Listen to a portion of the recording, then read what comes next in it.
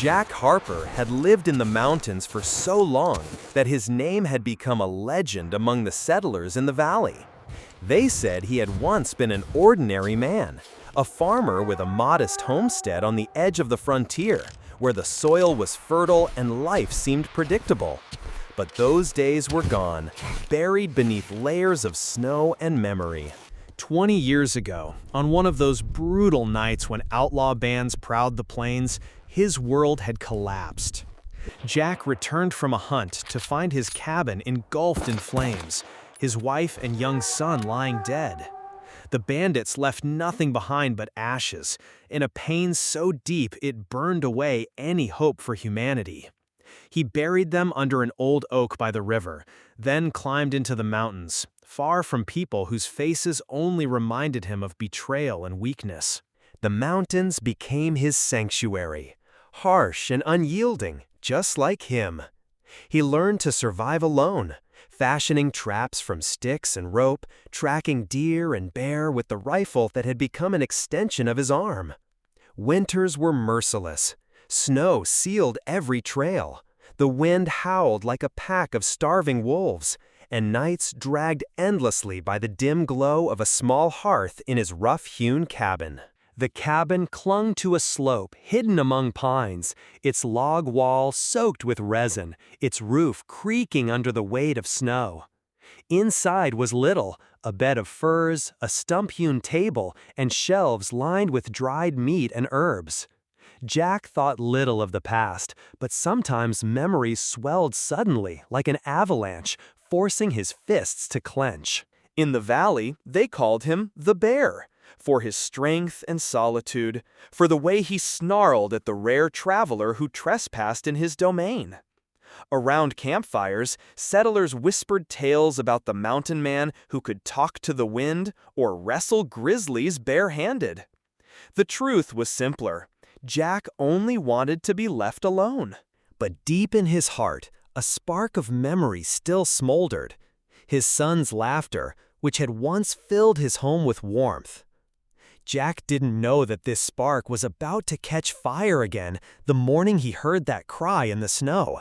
That morning began like any other.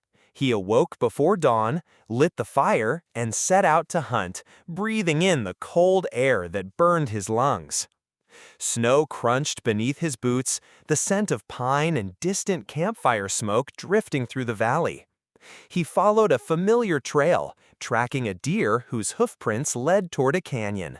But instead of prey, he found something else: life, abandoned to the mercy of the cold. The bundle lay almost hidden in the snow, the cry so faint it might have been lost to the wind. Jack stepped closer, his shadow falling over the child, and for a moment the world around him fell silent. He gently unwrapped the cloth, revealing a tiny face dusted with frost. The infant was swaddled in an old blanket that smelled faintly of smoke and despair. Jack didn't know how long he stood there, wrestling with thoughts. His hands, accustomed to rifles and axes, trembled now as he lifted the bundle. The wolves were closing in, their shapes flickering between the trees, and Jack knew he couldn't linger. Wrapping the child in his own fur, pressing him close to his chest, Jack turned back toward his cabin, walking faster than usual. The journey was long. Snow clung to his boots, wind whipped his face, and the baby's soft cries echoed in his ears. The cabin greeted them with the warmth of the rekindled fire, flames leaping up as Jack threw logs onto the grate. He laid the bundle on the bed, studied the child, a boy no more than a month old, with fine hair and eyes wide with fear. Jack found goat's milk in his canteen, warmed it by the fire, and fed the boy drop by drop. The crying faded, replaced by the quiet breathing of sleep, and an unfamiliar stillness filled the room. Jack sat by the fire, gazing at the boy's face, and memories flooded in. His own son, just as fragile in those distant days. Night fell over the mountains, a storm howling outside, but Jack did not sleep. He kept watch over this unexpected life. Morning brought new responsibilities. He crafted a makeshift cradle from branches and furs, hunted small game to ensure food. Days blurred into each other as he learned to care for the child, changing wet cloths, rocking him by the fire. The mountains seemed even harsher, but within that harshness, something new appeared: purpose.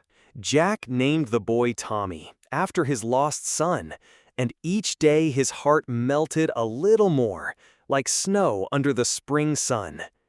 He began to notice small things: how Tommy reached toward the light of the hearth, how his tiny fingers clutched the edge of the fur.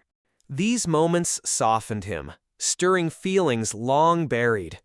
In the evenings, when the wind fell silent, Jack sat beside the cradle, gazing at the stars through cracks in the roof, wondering how this fragile life had found its way into his. He fortified the cabin, adding new logs against the cold, and even built a simple cradle that swung on ropes. Hunting became more cautious.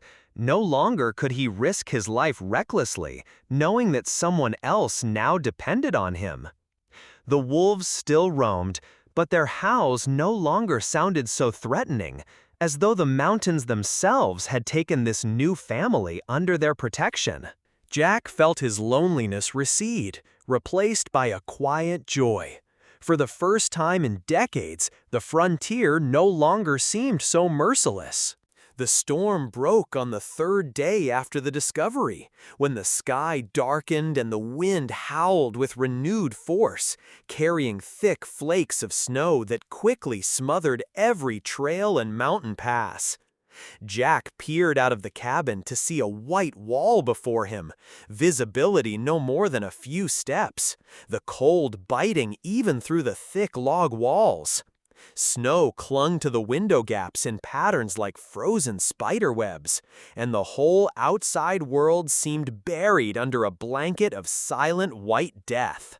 In days like this, the mountains became a true trap, where even a seasoned trapper could be lost within minutes, and the weak perished before they'd taken more than a step. Jack knew it better than most. He had lived through many such storms, locking himself in, rationing firewood to keep the flame alive. But now it was different. Tommy lay sleeping in the cradle, and his presence added a new urgency to every action. Jack took stock of their supplies. Enough dried meat to last a week, some goat's milk, only a few days' worth if he didn't stretch it with melted snow, and a generous pile of firewood to keep the chill at bay.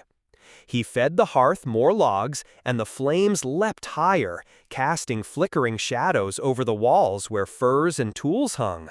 The howling wind woke Tommy, his small cries mixing with the storm's wail. Jack rose from the fire, lifting the boy into his arms. The tiny body trembled at first, but the warmth of the furs and Jack's chest quickly calmed him. He began pacing the cabin slowly, rocking the child as he had once done with his own son. Memory swept over him like the snow outside: his wife's gentle smile by the hearth, his son's trusting hands reaching toward him. Outside, the storm slammed against the cabin walls, snow drifting in through the smallest cracks, but inside there was a fragile island of warmth and calm. By the fire, holding Tommy in his lap, Jack thought again of the note he had found in the bundle. A few words, scrawled with a trembling hand, telling of tragedy: the mother dead, the father fleeing the law, leaving the child to fate. The tale struck deep in Jack's heart, echoing his own pain, tying him to this boy in a way he couldn't quite explain. The night crawled by, the storm pounding like a fist on the door, but Jack tended the fire and made sure Tommy stayed warm. By morning, the blizzard had not eased. If anything, it had grown heavier, and Jack knew the valley was unreachable. The passes would be impassable, the risk too great. He decided then and there, Tommy would stay with him, at least until nature showed mercy. But deep inside, he already knew this wasn't only about practicality. This was a chance at redemption, an opportunity to protect what he had once failed to save. The storm days blurred together. When the wind quieted enough, Jack ventured only short distances, hunting for rabbits or birds to keep their stores alive. Slowly, Tommy adapted to the rhythm of their life. His crying grew rarer, and his eyes followed Jack's movements around the room. Jack even began carving little toys from twigs and feathers, watching the boy grasp them in tiny hands. In those quiet moments, his rough hands became strangely gentle, as if the years of hard solitude were being worn away by this new, fragile life. The storm lasted 5 days. When it finally lifted, leaving behind a glittering landscape and ringing silence, Jack stepped outside into air that felt sharper, cleaner. The passes were still dangerous, but the thought had already taken root in his mind, not to give Tommy up, but to raise him here, in the mountains, passing on everything he knew about surviving. When he returned to the cabin, Tommy reached toward him with a smile, and in that moment, Jack felt his long-held loneliness loosen its grip entirely, replaced by a quiet, widening affection. Spring came slowly, melting the snow and revealing the earth beneath. Jack reshaped his life around the boy, adding an extension to the cabin of fresh-hewn logs, building extra shelves for food, and a space for play. The valley's rivers swelled with meltwater, and sometimes Jack would go down to fish, leaving Tommy safe inside. The boy grew stronger, taking wobbly first steps across the dirt floor as Jack caught him and held him steady. The mountains bloomed again, grass pushing through thawing soil, birds returning overhead, the air rich with pine and new life. Jack taught Tommy the basics: how to read the tracks of animals, how to set snares, how to find direction by the stars. These lessons were threads from his own life, now spun into the fabric of the boy's future. From time to time, Navajo hunters would appear in the distance, their silhouettes gliding along ridge lines. Jack watched but never approached, nor did he show hostility. Once they even left a gift by the trail, a woven basket with herbs and a tanned pelt, an unspoken sign of respect. Tommy grew sturdy, his laughter ringing off the canyon walls. Jack felt his own scars heal in the boy's presence. The past was still there, like a faint shadow, but its sharpness dulled under the weight of daily life. Summer brought warmth and the sweetness of foraged berries. Jack told stories of the frontier, even though Tommy didn't yet understand the words. He listened, wide-eyed. Winters were no longer so punishing. Together they stocked food and reinforced the cabin. The mountains, once a merciless refuge for a man hiding from the world, had become a home for two. And in their unity, Jack found a strength that could stand against any storm. Years passed, and Tommy grew into a sturdy boy whose steps along the mountain trails were sure, and whose eyes shone with curiosity for the world. Jack watched him with quiet pride, seeing in him a reflection of himself, yet without the pain that had once chained his own heart. They lived in harmony with the mountains. In summer, they gathered herbs and berries in the thick forests, where the scent of pine and earth hung in the air, and rivers sparkled under the sun, carrying clear, cold water. Jack taught Tommy to hunt, how to move silently across leaves, how to draw a bow, how to read the wind for signs of an approaching storm. The boy absorbed knowledge like a sponge, and his laughter echoed down the canyons, chasing away the silence that had once been Jack's only companion. The cabin had changed over the years.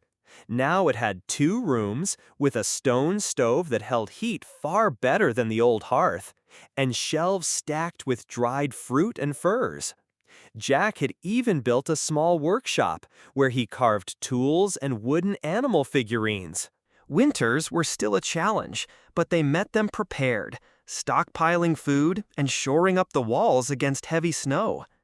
Wolves still roamed in the dark, their yellow eyes gleaming beyond the tree line, but Jack had taught Tommy not to fear them, only to respect them as part of the frontier's balance. Sometimes they would catch sight of Navajo crossing the distant slopes. Jack explained to the boy that these people were the true keepers of the land, and that it was better to live in peace with them. Once they exchanged gifts, Jack leaving a cured hide by the trail, and the next day finding a basket of healing roots in return, a silent agreement of mutual respect. As Tommy grew, he began asking questions about the world below, in the valley, where, according to Jack, people lived in towns with their own laws. Jack answered carefully, skirting the darker edges of his past, but Tommy sensed there was more behind the words.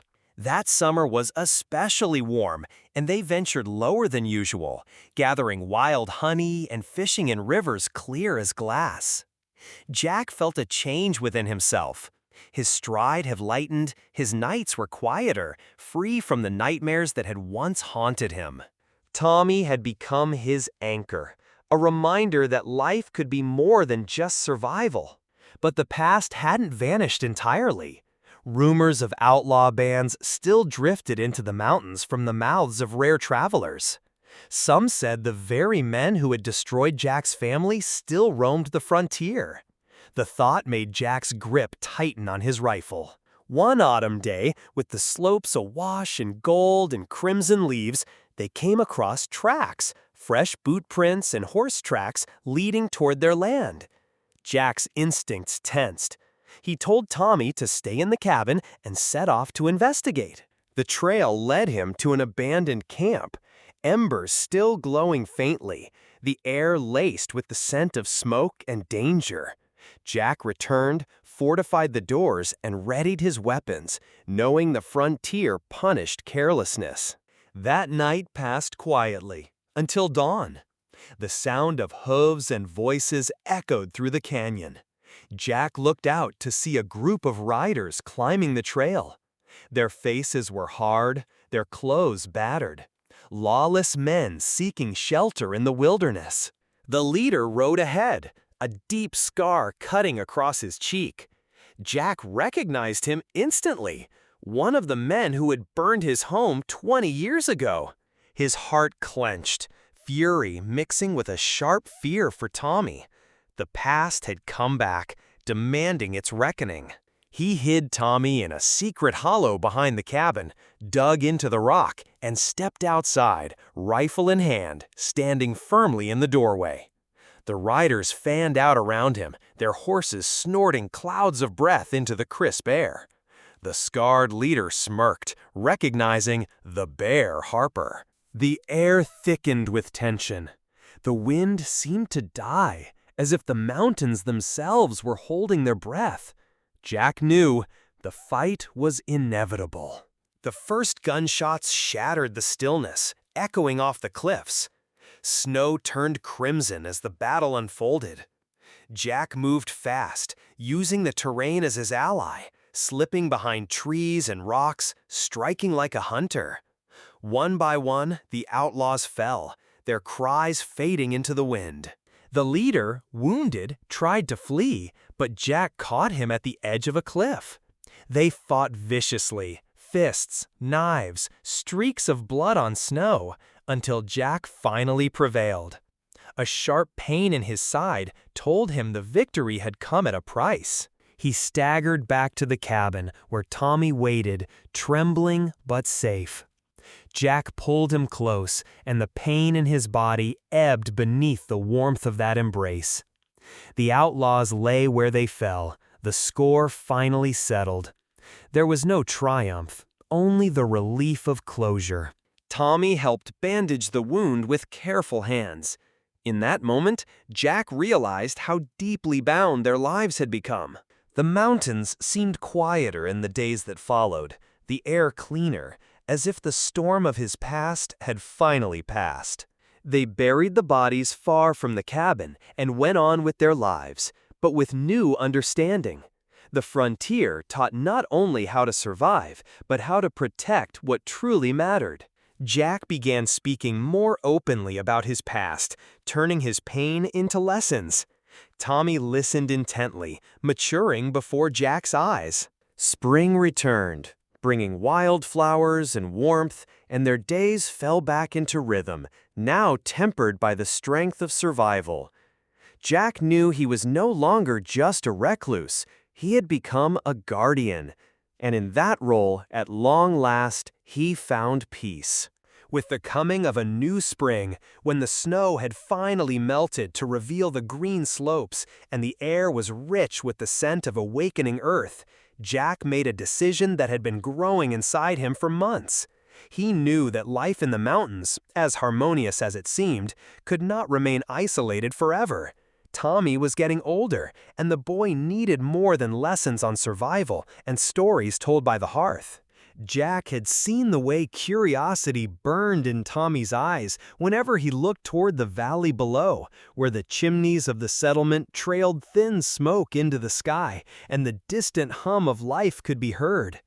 The wound from his fight with the outlaws had long since healed, leaving a scar as a reminder, but Jack felt stronger than ever, ready to face the world he had once fled. They gathered supplies, dried meat, furs for trade, and a small pouch of gold Jack had found in an old riverbed seam. Taking the winding trails down from the peaks, they began their descent toward the town. The journey was long, the slopes gradually giving way to open plains, where tall grass rippled under the wind and rivers wound lazily between low hills. Jack walked ahead with his rifle slung over his shoulder. Tommy followed close behind, his step light but filled with a mix of excitement and unease. The scent of pine slowly gave way to the smell of wildflowers, and birds wheeled overhead, as if escorting them toward a new chapter. The town appeared on the horizon like a mirage, clusters of wooden buildings lining a main street, a church steeple rising above the roofs, and the dust stirred by passing wagons. Settlers moved about their work, carrying baskets and tools, the air laced with the aroma of fresh bread and the musky scent of horses. Jack slowed his pace, a wave of memory pressing against him. This was the same town he had left years ago, carrying nothing but grief and rage. Tommy stared wide-eyed, taking in the shop fronts filled with goods, the children running in the street, the sheriff standing by the hitching post, his silver star glinting in the sun. As they walked into town, heads turned. At first, there were whispers, then openly curious glances, and finally gasps of recognition. Bear Harper? With a child? Murmurs rippled through the gathered crowd, spreading like wind in dry grass. The sheriff stepped forward, his lined face stern but softened by a flicker of recognition. He remembered the man who had once vanished after tragedy. The crowd fell silent, the air tightened with expectation. Jack's voice was calm as he told his story. How he had found a bundle buried in snow, how they had endured the storms together, how Tommy had become his son. The words carried weight, echoing off the storefronts, and faces in the crowd shifted, from suspicion to astonishment, from fear to compassion. Women exchanged whispered remarks, men shook their heads in disbelief, and some knelt to greet Tommy with kind eyes.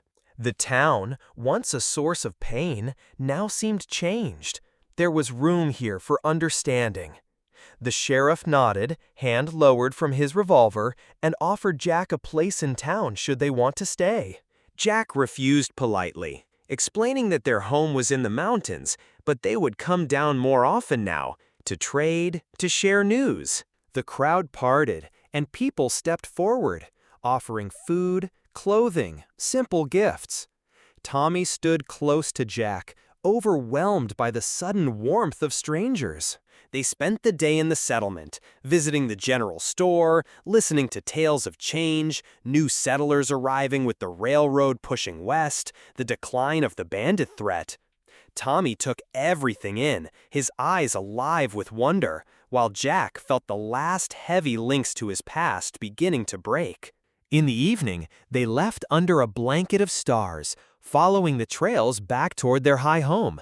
But now, there was a thread connecting them to the valley, no longer a threat, but part of their world. Jack understood then. His transformation was complete. He was no longer just a recluse.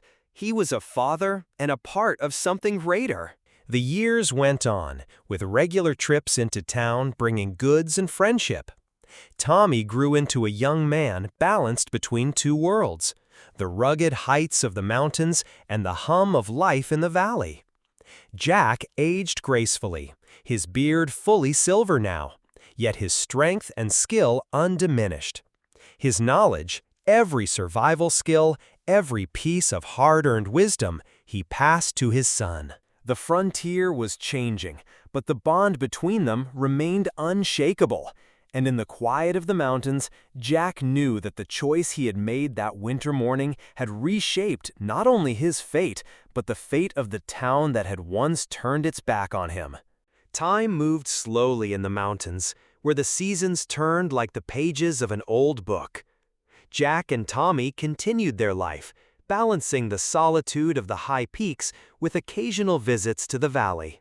Tommy had grown into a strong young man, his body hardened by the daily labor of hunting, chopping wood, and tending a small garden they had carved out of the stubborn soil, plants tough enough to survive the mountain's moods. His hair curled like his mother's, about whom Jack would speak only in gentle fragments, and his eyes still carried that same spark of curiosity from boyhood. Jack was older now, his movements a bit slower, but the wisdom he had gathered over the years made him no less capable. Evenings by the fire, he would share lessons and stories while the wind whispered outside.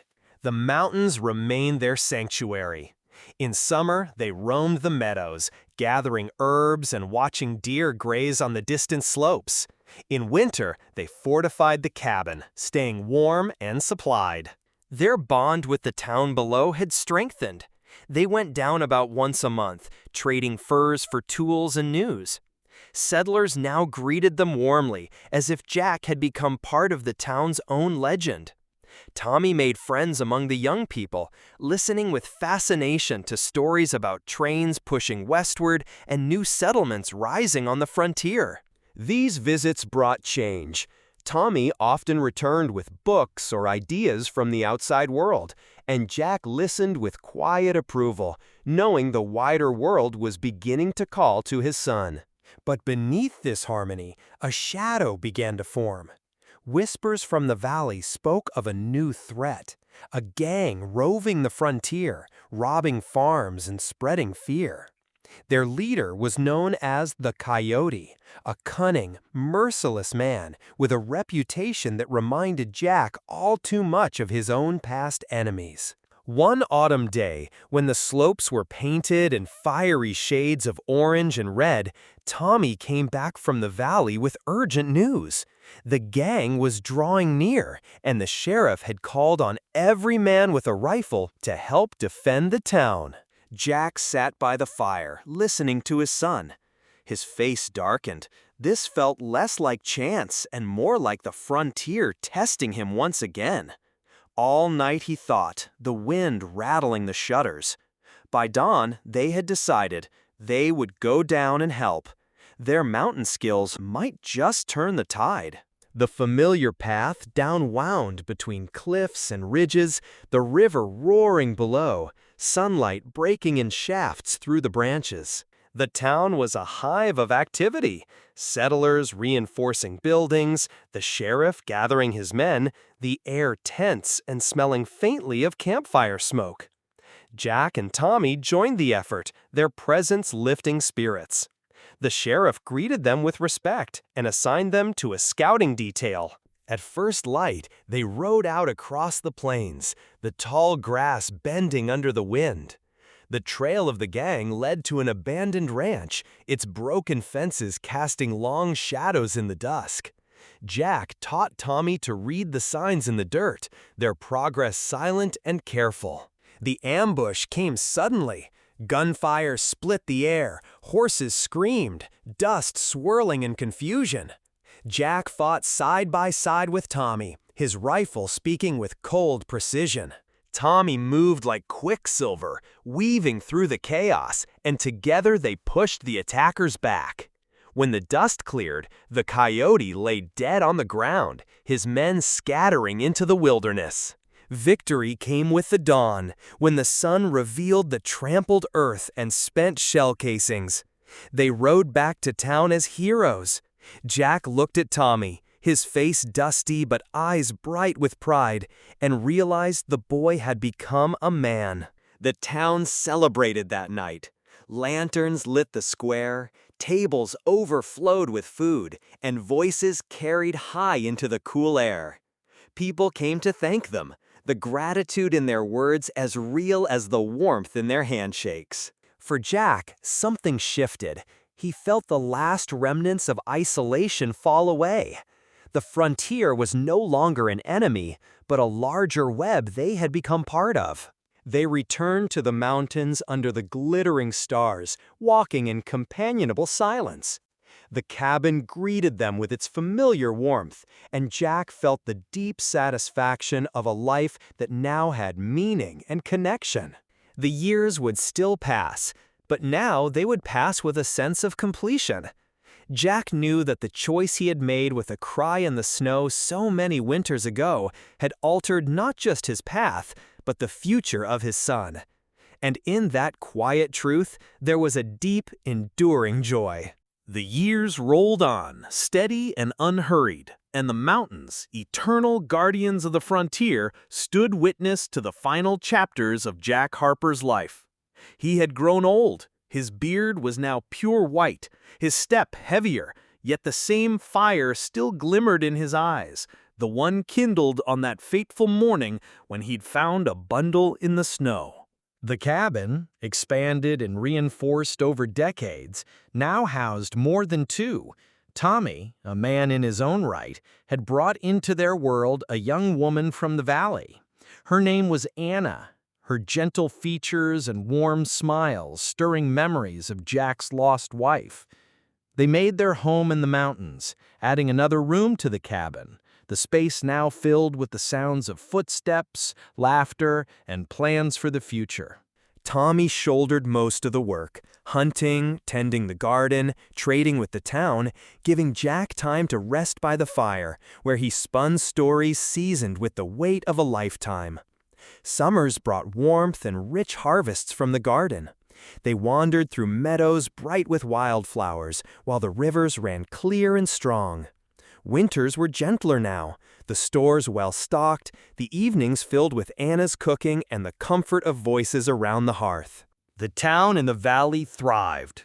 The railroad brought new settlers, the shops expanded, and the sheriff, now a gray-haired veteran, often recounted the exploits of Bear Harper to the younger folk as a tale of grit and redemption. Jack came down to visit less often, but when he did, people greeted him like family, shaking his hand, asking for his advice. Tommy bridged the two worlds, trading furs, herbs, and goods between mountains and valley. In time, the cabin rang with the cry of a newborn, Jack's grandson. Holding the tiny boy, Jack felt an echo of that long-ago morning, and tears welled in his eyes. This was a gift, a closing of the circle. The frontier was changing. The wide plains were dotted now with farms, the towns growing year by year, but the mountains remained unchanged, whispering their secrets in wind and snow. Jack spent many hours sitting on the porch, gazing down at the valley where chimney smoke blended into the horizon, his mind traveling back over it all, the loss, the solitude, the cry in the snow, the battles fought and won. Every storm, every sunrise had taught him that compassion could thaw even the coldest heart, and his own life stood as proof of it.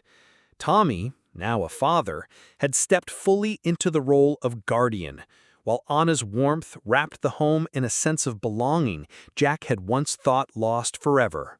The last winter came softly. Snow fell in gentle waves, wrapping the slopes in quiet white, and Jack sensed his time was near. One night, listening to the even breathing of his grandson and the low voices of Tommy and Anna, he sat by the fire with a faint smile, knowing the life he'd built was safe in their hands. At dawn, as the sun painted the snow pale rose, Jack slipped away in peace.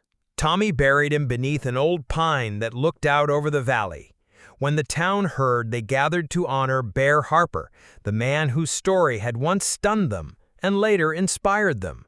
The mountains still stood, silent and unchanging, while the Harper family lived on, passing down the lessons of compassion and endurance, a reminder that even in the harshness of the frontier, a single act of mercy could change the world. The mountains still stood, silent and unchanging, while the Harper family lived on, passing down the lessons of compassion and endurance, a reminder that even in the harshness of the frontier, a single act of mercy could change the world.